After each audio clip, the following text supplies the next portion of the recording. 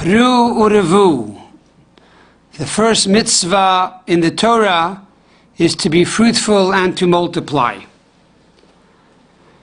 We find this commandment twice in the beginning of the Torah. Once in the portion of Bereshis, chapter 1, verse number 28. And there it says, Vayomer lehem, and God tells them, Adam and Eve, Pru urevu, be fruitful and multiply, umilu es haaretz v'chivshuha, and fill up the world and conquer the world.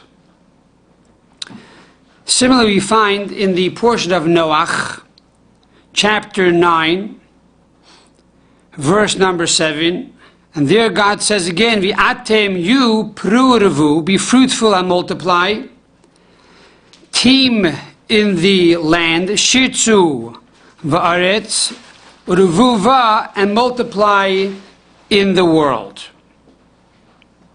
So the question is, why does the Torah repeat itself? Once in the portion of Bereshis, and then again after the flood in the portion of Noach. Number two, when we compare these two verses, we find that in the portion of Bereshis, in chapter number 1, the Torah uses the terminology v'chivshuha, conquer the world. But yet, when it comes to the portion of Noach after the flood, God omits this word and does not write v'chivshuha. He does not write to conquer the world. He simply says, teem on the earth and multiply. Interestingly, the Rambam, in the Sefer HaMitzvahs, mitzvah number 212, according to many editions, when he writes about the mitzvah to be fruitful and to multiply, he brings a proof from the portion of Noach where it says, V'atem pru urevu, and you shall be fruitful and multiply.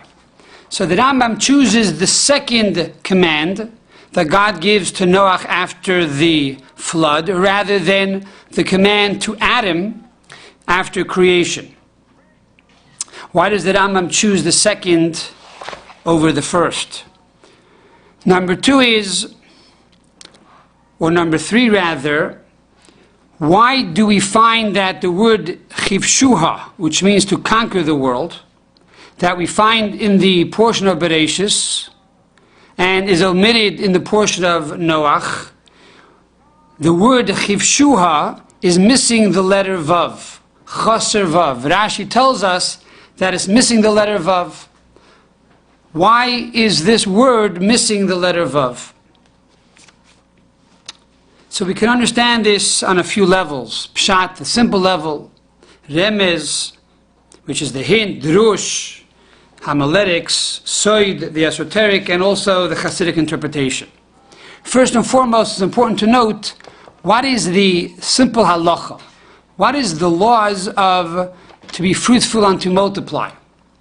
The Rambam brings down, and also in the Code of Jewish Law, based on the Gemara, that the obligation of every couple, every man and woman, as a whole, as a marriage, is to give birth to a male and a female. That's the mitzvah. And that each male and female that they give birth to should also be able to produce a male and a female. That's the mitzvah min Torah. That's the minimal obligation of Torah law. Rabbinically, says the Rambam, that a person should continue to be fruitful and to multiply as much as he can.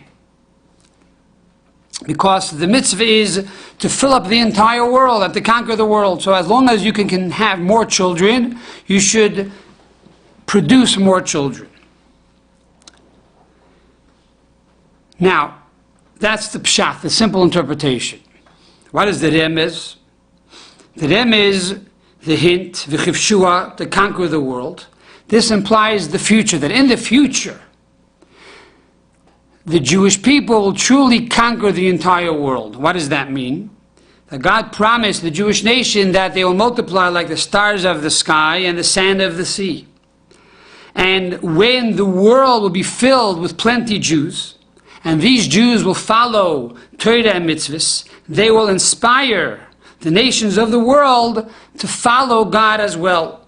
And therefore they will instill ethics into the nations of the world, and they will instill trust and faith in God and in Hashem. And similarly, when it comes to tznius, when it comes to modesty, when the nations of the world will see how Jews dressed in a modest way, they will also be inspired to dress in a modest way.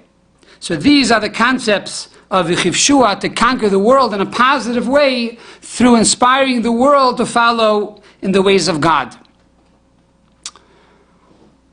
On a side note, the Rebbe also says that the idea of Yechivshua is really a response to the mitzvah of Pru. There are many people who say, maybe I should put it off, have children years later. Now I have too many problems. I have monetary problems, I have these problems and other problems.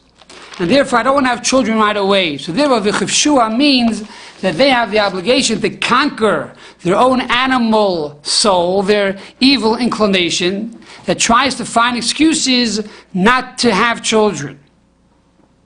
And as we find that even in Mitzrayim, even in Egypt, and Egypt etymologically means borders and constraints, limitations, even in a land of limitations, the Jewish people, says the Torah, that they had many children, they populated, and they teamed, and they had many, many children in the land of Egypt. In other words, they were not inhibited or limited by the rules and the regulations of the land of Egypt, or what we call today family planning, but rather they fulfilled the mitzvah of the Torah unconditionally.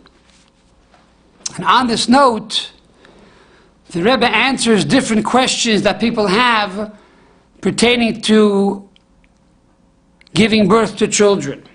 There are those who say, well, I don't have enough money, so maybe I should wait till I become richer.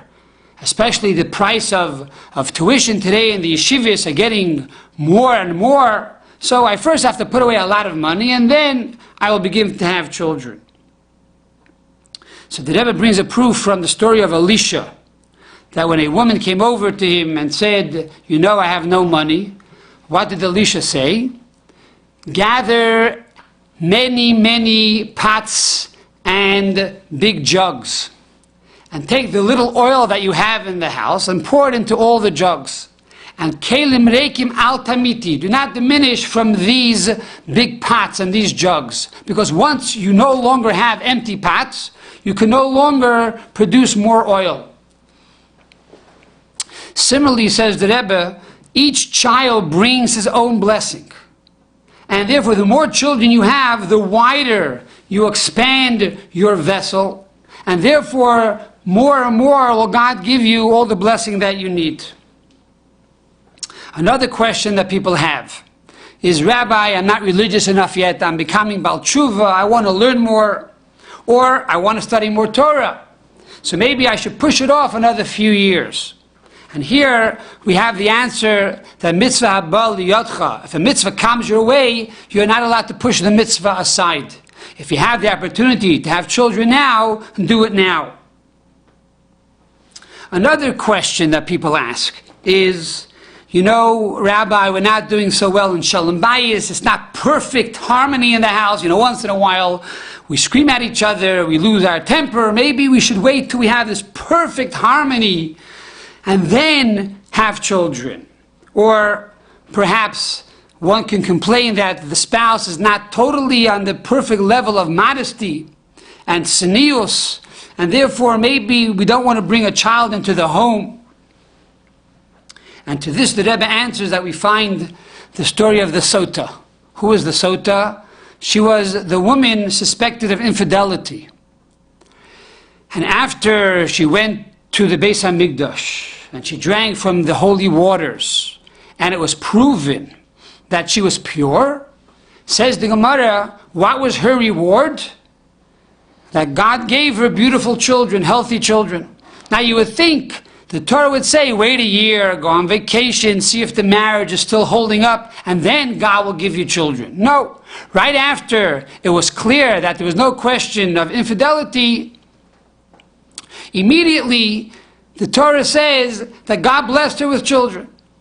From here we see that even if the house does not have the perfect harmony, and even if it lacks in many other qualities, still in all we have the obligation and the mitzvah and the blessing to have children. For every child is a bracha, every child is a blessing, and the more children you have, the more blessing you have in the house. One may say, I understand it's a blessing, but I can have a blessing next year. Why have a blessing this year? And to this, the Rebbe answers the following. We find in the Gemara an interesting story. Moshe Rabbeinu, who was the first Rebbe, the first teacher of the Jewish people. So when Moshe Rabbeinu was standing at the sneh, when he was standing at the firing bush, so God wanted to reveal himself to Moshe Rabbeinu. And Moshe Rabbeinu covered himself over. Years later, Moshe Rabbeinu turns to God and says, God, show me your face. And God says, no, Moshe, I will not show you my face. You know why? Says the Gemara in Brachis, page 7, side A. Kishratzisi loidetzisa, achshav she'ata reitza, eini reitza. God tells Moshe, when I wanted to show you my face, you did not want. Now that you want, I don't want to show you. And therefore, when a person has the opportunity to bring children into the world, they should do that mitzvah and not push it off, because you never know what can happen in the future. So this is the concept of v'chivshuha, to conquer. You first have to conquer your own personal world, and to realize that we are chelik elikam mal mamish, that each one of us is a soul from part of God. Literally, we are part of God. We are spiritual beings in a physical body. But what is our essence? Our essence is spirituality. Our essence is godliness. And therefore, if we talk to ourselves one-on-one and we're honest with who we are, then when we ask this question, whether or not should we have children or not, there's no question that the answer will be yes, to have children as soon as possible. So this is the concept of the chivshua, not only to conquer the world, but to start by conquering oneself. Then we move on to Drush, the homiletics. We find that the Gemara says that the mitzvah of having children is upon the man, not the woman. Why? Because it says you shall conquer, and darkei shel ish lichbosh, it's the way and the path of the man to be a warrior, to conquer. Therefore, he has the mitzvah of having children.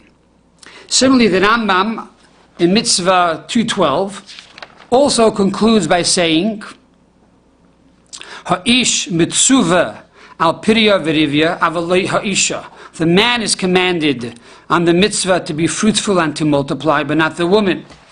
Now, this is a very controversial statement. It seems to be very condescending, because the woman is doing all the work. So how do we answer the question? So one approach is that the Ran, in the tractate of Kedushin, says that being that the woman is misayeyes leval, l'kayim mitzvasei, being that the woman is supporting the husband in doing the mitzvah, she too gets a mitzvah. And as the Rebbe expounds, because we find a verse in the Torah that says that a man shall cleave to his wife and become one flesh, which means to give birth to a child. And because the birth takes place through the man cleaving to the wife, it's really both of them that are participating, so no doubt that the woman also gets a mitzvah for it. That is the approach based on drush, on halacha, on homiletics. Based on soid, on the esoteric, we find an interpretation of the Arizal, Rabbi Isaac Luria. He says that we find pertaining to the positive commandments that a man is obligated to do. For example, tzitzis and tefillin and things like that, being that a man and woman are really one. In other words, a man and wife are two half souls that become one under the chuppah. So therefore, every good deed the man does, the woman automatically gets credit for that. And therefore, now that the man has the mitzvah to have children, surely the wife, who is half the soul, also gets the credit for the child. And as the Zohar says, man and wife are half a body each. Palga gufa. So therefore, when the man has the mitzvah, of course the wife also has the mitzvah. However, we are not really answering the question. But we have another approach of Chassidus. And here we find that the Rebbe says like this: the passage that God blessed them, and he told them, be fruitful and multiply and fill up the world and conquer the world. This verse was said to both Adam and Chava, Adam and Eve. And as we know that Adam and Chava were really one body when God first created them. They were like a hermaphrodite. They were two in one, back to back, hermaphrodite. So therefore, Adam and Chava were really one body. When God said, you shall be fruitful and multiply, he was talking to both of them. If that is the case, what is the meaning that man has the obligation to conquer and not the woman? So the Rebbe explains that there are two levels of conquest. There's the level of dictatorship, which means to conquer through force, to be an autocrat, a person who throws his weight around, threatening others to get his way. An authoritarian. And then there's another way through to accept the kingship. In other words, through elections, through popularity, by persuading people that this is the correct way to do things, or through convincing people that this is the correct way to do things. And this is really the difference of approach between man and woman. Man takes the approach of conquest through dictatorship, and the woman takes the approach through love and through conviction. And therefore, when the Torah says the way of man is to conquer, we're talking about the natural approach that a man takes is the approach of dictatorship. But really, it's a difference between force, which is the path of the man, or the path of the woman, which is to inspire, or to impose one's power, rather to imply. And this is what the Torah says, that the path of the man is to conquer, and therefore it's not about the recipient, whether the recipient wants to do it or not, but rather the man tells you you have to do it, and therefore you do it reluctantly. But through the mother, through the woman, you are inspired to do it and you want to do it. And that is why the word v'chivshuha is missing the letter vav in the Torah. The letter vav, which is like the number 1, or the letter I, which is the shoot, implies the concept to extend oneself outside of oneself. The man extends himself and goes beyond himself to impose his power on others. And therefore, the Torah calls that conquest. In contrast to the woman, where the vav is missing, the vav is omitted because she reaches within herself to her essence. And through revealing her essence, she is able to inspire others. And this is based on the verse in Tehillim, Kol Kvuda Bas Melech Panima, that the honorable princess, that the princess dwells within. In other words, within herself, she's able to inspire others, even though she also is in conquest. She also conquers. And as the Rebbe said many times, we see today that women have tremendously powerful positions. And in many Chabad houses, the women are more influential and more successful than the men. But yet it's not through self-aggrandizement, it's not through arrogance or haughtiness, but it's rather through humility and being unassuming that they have the ability to impact others. And therefore, the Rebbe concludes by saying, why is it that the women don't have a mitzvah to give birth to children? Because a mitzvah, a command, is connected with dictatorship. A man who is involved with force needs the mitzvah to be told, you have to have children. He's a soldier, he wants to listen to the general, he waits for the command.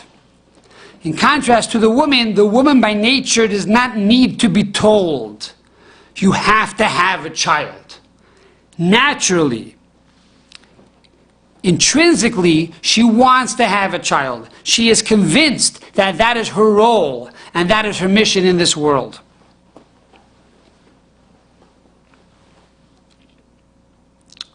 And this concept is similar to a taste in the world to come. We are told when Mashiach will come, mitzvahs beteles la'asad lavi, that the mitzvahs will be nullified after Mashiach comes. And the question is, what does that mean?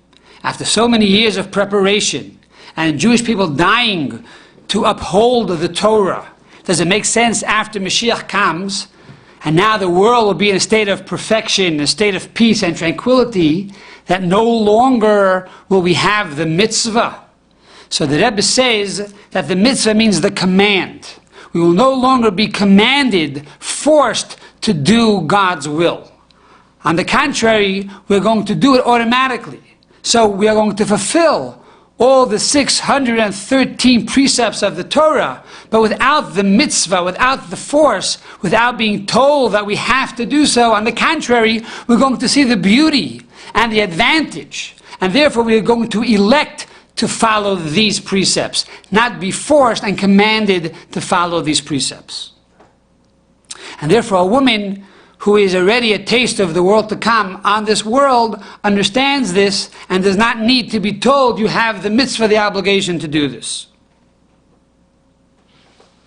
Pertaining to having children, just to mention a few different approaches for those who, God forbid, have difficulty conceiving or having children.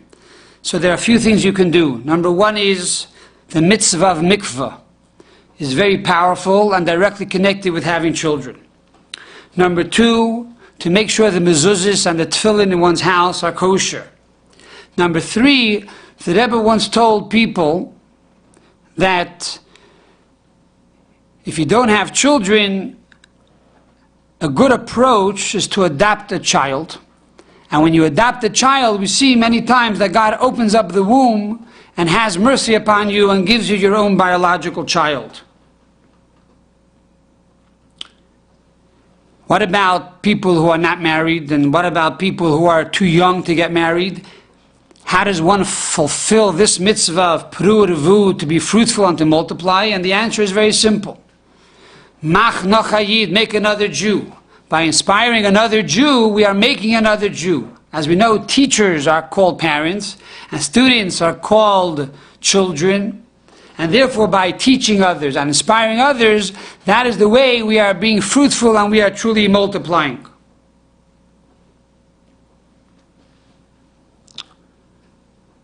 A number of years ago, a couple in my synagogue were trying to have a child. And unfortunately, she had a miscarriage and tried different alternatives, in vitro, etc., artificial insemination, and yet there was no luck. Finally, this fellow decided he was going to check his tefillin, hearing that this might have some influence on his mazel. He took his tefillin and he brought it to the sofer. The sofer opened the tefillin and saw that in the very first portion of the tefillin, on the words Kaddish li kol b'chor, sanctify for me the firstborn child amongst the Jewish people, the letter Nun of B'nai of the children of Israel, the letter Nun, which looks like the number 1, pretty much, and has a leg that extends a little more to the left on the bottom. So the letter Nun had a crack in the letter. And he told this fellow that the law is, that if the Nun has a crack, we have to ask a child if the child can read the letter or not. If the child can read the letter, then we can fix it and put it back into the tefillin. So the fellow gave the okay, please ask a child.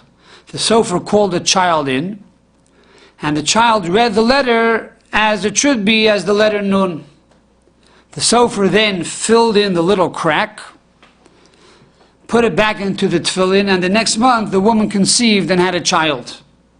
So we see that the word Bnei Yisrael, the children of Israel, brought about more children to Israel. And this is the blessing that God has given every daughter of Israel. As we know that in this generation, the Arizal tells us that the souls of the women of Israel are the same souls that left the land of Egypt. And just like it was in the merit of the righteous women that our forefathers left the land of Egypt, so too in this last generation of exile and this first generation of redemption, it will be through the souls of the righteous women who continue to have children, even though there are many excuses why not to have children, that this will bring about the ultimate geula, the ultimate redemption, with the coming of Mashiach speedily in our days.